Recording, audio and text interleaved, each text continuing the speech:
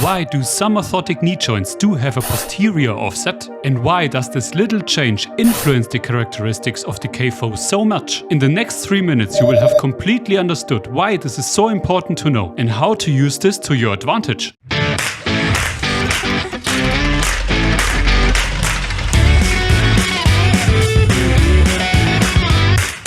When is a knee-ankle-foot orthosis truly safe for a patient? And when does the knee suddenly give away, risking a dangerous fall? It all comes down to two things. 1. The pivot point position of the knee, and 2. The position of the ground reaction force. Here's the key. If that line passes behind the knee, it creates a flexion torque. The knee wants to bend, and the quadriceps muscle has to work against it.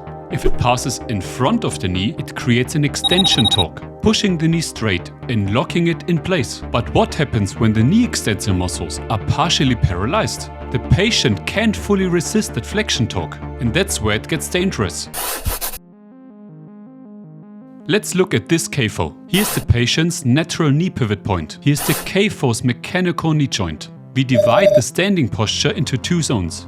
The safe area, which means the ground reaction force is in front of the knee, and the unsafe area, which means the ground reaction force falls behind the knee. Now, what happens when we move the KAFO's knee pivot point slightly backward? The safe area expands. Not dramatically, but enough to noticeably increase the stability during standing. That's free stability, just from moving the position of the KAFO's knee pivot point a little bit. But standing still is the easy part. Let's look at what happens while walking. Here's a graph of the sagittal knee torque through one full gait cycle. At this phase, the knee is being extended, and here it's being flexed. And right here is where a patient with weak knee extensors is at most risk for falling.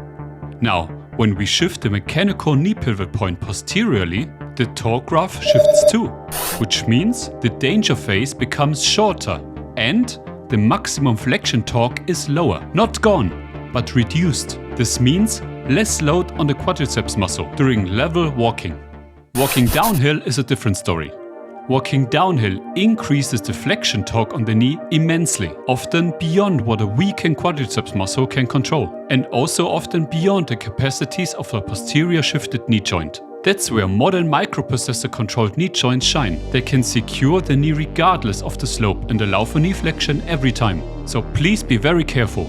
A posterior offset knee joint cannot stabilize the knee when walking downhill. For the right patient, posterior offset knees can be a low-cost and mechanically simple way to gain stability without locking the knee joint. The difficult part is to assess the patient correctly and know if that little increase in stability is enough to guarantee the user's safety.